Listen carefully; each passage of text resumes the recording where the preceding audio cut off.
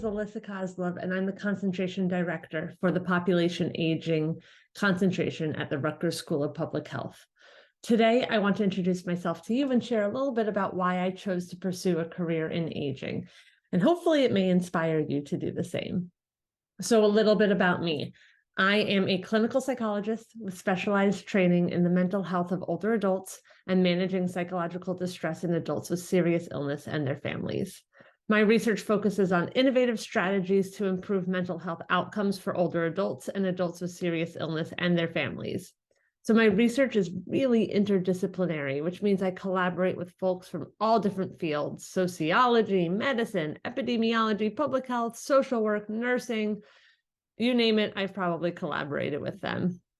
Some of my research has included understanding the gaps in mental health care for folks at the end of life, documenting the rates of depression at the end of life, and pilot testing mHealth mental health interventions for older adults with serious illness and their caregivers. I'm really lucky because I've known that I loved working with older adults since I was in college. While I was in college, I wrote an undergraduate psychology thesis on the unique experience of aging while incarcerated. I got to interview adults who had grown older while they were in the prison system, and it was just completely fascinating and really kickstarted my passion for aging research. Why do I love working with older adults? Well, aging is part of life. We all aspire to grow older, but so many people have fear and stigma associated with aging. I don't know about you, but I grew up with parents who would say charming statements like, "Kill me before I get old," probably because they watched their own parents suffer from prolonged illness with poorly controlled symptoms, and it was just really hard to watch. Our society is not exactly set up for older adults to age with health and with dignity.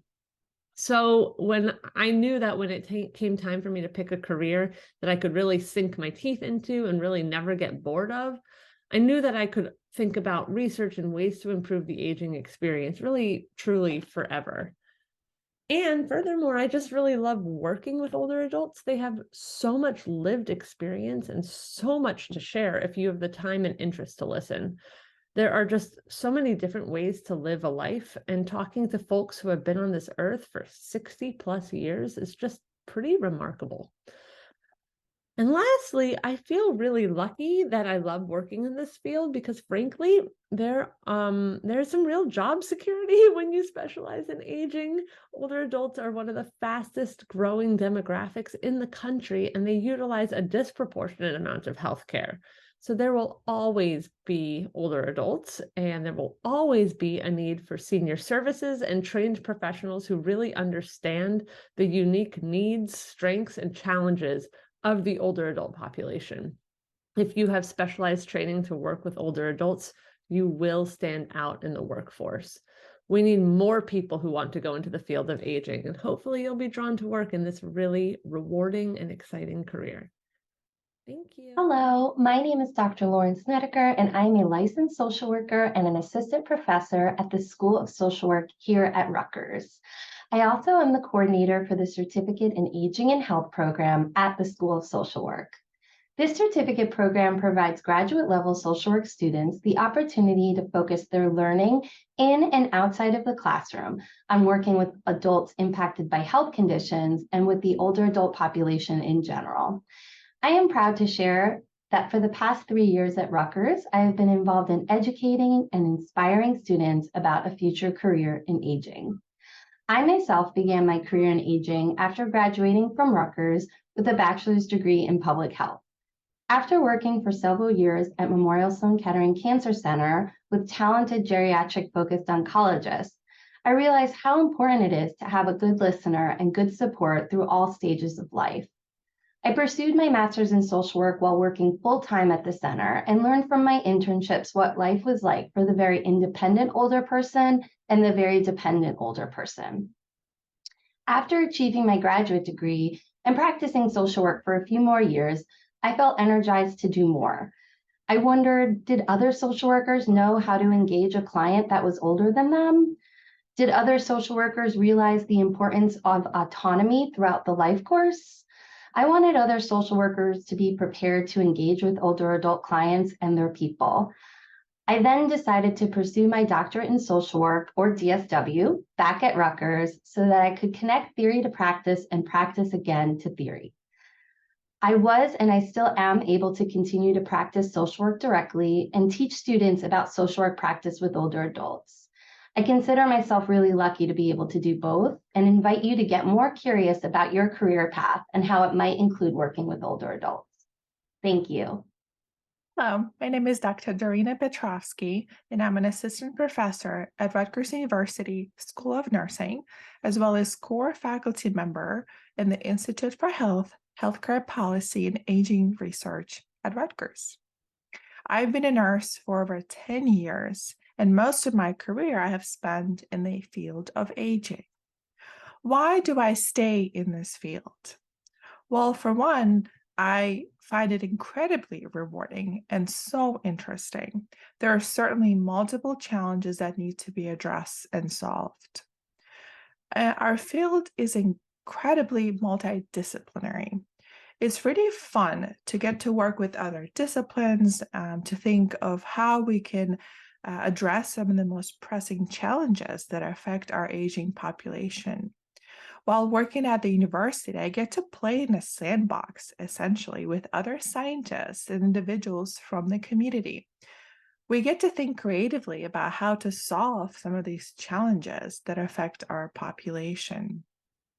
In addition, there's a growing interest from the National Institutes of Health to support aging-related research, especially in the area of Alzheimer's disease and related dementia. Most of my work so far has been funded by the National Institutes of Health, especially the National Institute on Aging. In my work, I get to examine the impact of music-based interventions on the health and well-being of older adults living with dementia. If our biggest federal funder of research is supporting this work, then I can see how I can continue doing this work while being supported by the federal government. I really don't see myself working in another field. I love that aging field provides ample opportunities to grow and to advance and to work with others while being supported in my efforts. Once again, I find it rewarding and interesting, and I hope you seriously consider working in the field of aging. Thank you. Hi, my name is Dr. Tracy Davis, and I'm an associate professor in the School of Health Professions here at Rutgers University. I am also the coordinator for the Graduate Certificate in Applied Gerontology for the School of Health Professions, which provides graduate level training to individuals who currently work with older adults or plan to in the near future. For the past 9 years, I've had the privilege to educate students in a variety of different schools here at Rutgers about older adults in preparation for their careers that involve aging. Additionally, I've had the opportunity to engage in research regarding the older adult population and provide service to older adults living in our community. I've always had a special connection to older adults. I think it began when I would spend my summers with my grandparents. I absolutely loved my time with all of my grandparents, and I truly value what I learned from them. During the second semester of my freshman year of college, my undergrad advisor asked me to register for an Introduction to Gerontology course. I didn't know what gerontology was at the time, but I trusted my advisor and took the course. Well, the rest is history. I earned a bachelor's, master's, and doctoral degree in gerontology. A few months before defending my doctoral dissertation, my advisor shared information about the position at Rutgers in the School of Health Professions. In fact, I believe she said, "Either you apply or I will." Based on that comment, I knew this was going to be a great opportunity, and I was right. I absolutely love my career. My career in academia allows me to do 3 things. First, the majority of my time is spent educating students. I have the opportunity to engage with students from a variety of diverse backgrounds. I find it tremendously rewarding to know that I'm contributing to my students' educational experience. And knowing that I'm preparing students to provide high-level care to older adults is extremely meaningful to me. Second, my career affords me the opportunity to advise students on research projects that are of importance to them, to work on a research agenda that is meaningful to me, and to collaborate with colleagues here at Rutgers and at other institutions. Third, I have the opportunity to serve the School of Health Professions and Rutgers University by serving on a number of committees. Being a part of the committees allows me to help make my school and Rutgers University a better place for students and employees. My career challenges me in many ways, and no 2 days are the same, but that is why I absolutely love my career. Greetings, everyone. And I am Anita Francione, Associate Professor at the Blaustein School for Planning and Public Policy, working with students and colleagues in the areas of public health, health administration, and health policy, all with an emphasis on the issue of aging and talking about what it means for all of us in healthcare and its challenges. I have worked over 30 years in pretty much every area of the healthcare sector, with the latter part of my work focusing on this population.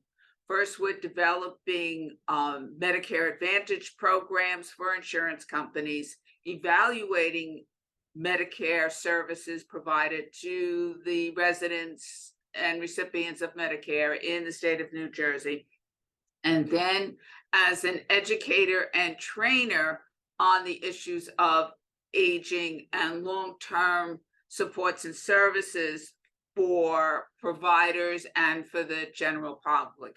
Then about 10 years ago, I had the opportunity to come to Rutgers and to share my experiences, my trainings, and my passion about the issues of aging and what the challenges are for us as people working in the healthcare sectors. The biggest challenge that I find doing this and even making the issue of aging so important is one word: ageism. Something that we take almost for granted. Okay, we think aging, it can be funny. We think aging is burdensome. We think that people who age are useless and burdensome and therefore have no more worth in our society. We are, and especially in the United States, we are a very youth-oriented country. And once somebody turns a certain age, they are over the hill and no longer of value. Well, that's the challenge of trying to bring in the issues of the fact that we are an aging population right now. We're about 17% of people in the United States are over the age of 65. By 2030, just the 7 years, we're going to be 20%. And this is not just in the United States, it is worldwide, in Western Europe, in India and China. So we have to figure out how we're going to overcome the challenges of ageism, overcome the challenges of making that this is a viable population, has a lot to offer, a lot to give us, a lot of wisdom and knowledge, that they are not just a burden. And if we believe that they are a burden, well, what can we do about alleviating that burden? In health policy, should we make changes in Medicare? Should we make changes in Social Security? In delivering healthcare, should we make changes in allowing more time for people who are over the age of 65? Because we know statistically that they have more challenges and condition. I mean, that is a fact of ageism, that we only spend 10 minutes in a well visit when people over the age of 65 really need more than just 10 minutes. That is ageism. But we think it's funny. We think we'll just get over it and they'll just go off and be retired, and that's it. So my challenge to you is to face that challenge and to recognize that people over the age of 65 have just as much wisdom and experience and opportunity to give all of us than everyone in the world. And one more thought is just knowing that what we do today for this population will affect everyone, will affect the young, the middle-aged, everyone, because As I like to say in my class, you got up this morning, you put your foot outside the bed, and you just got a day over. So welcome to the world of aging. Thank you. Hi, everyone. Thanks for joining us at Careers in Aging Week. My name is Dr. Emily Baylog, and I'm an assistant professor in the Occupational Therapy doctoral program at Rutgers University. In addition to theory and 2 health policy and advocacy courses, I teach the occupational therapy process with older adults, which is a course dedicated to the specialized needs of older adults and the therapeutic process. You might be wondering, what is occupational therapy? Well, OT, as we lovingly call it, is a profession that addresses any area in life that a person needs, wants to, or is expected to do in their day-to-day life. So areas like taking care of yourself through bathing and dressing, making a meal, taking in the trash, going into the community, leisure activities, and more. We can help with all of these kinds of activities, or what we call occupations. Before my professorship, I worked as an occupational therapy practitioner across the continuum of care. So hospital, acute rehab, subacute rehab, skilled nursing and long-term care, assisted living facility, and home care. And I specialized in geriatric care. My passion is called Aging in Place, and my research focuses on how communities can support older adults to remain in their homes and communities without the threat of institutionalized care. And this is the definition of aging in place. So, what's the future for occupational therapy? Well, with the rate of older adults increasing and the opportunities are endless for occupational therapy practitioners. Aging in place is desired by 97% of older adults. So OT practitioners can work with older adults in their homes and communities to look at the environment, the individual older adult themselves, and ensure that they can carry out their day-to-day activities. Prevention is the key for the future. Programs that work to prevent falls, improve strength and balance, manage chronic conditions like diabetes, low vision, heart conditions, cancer, and neurological conditions are just a start. I hope to see you in the future of occupational therapy. Thanks.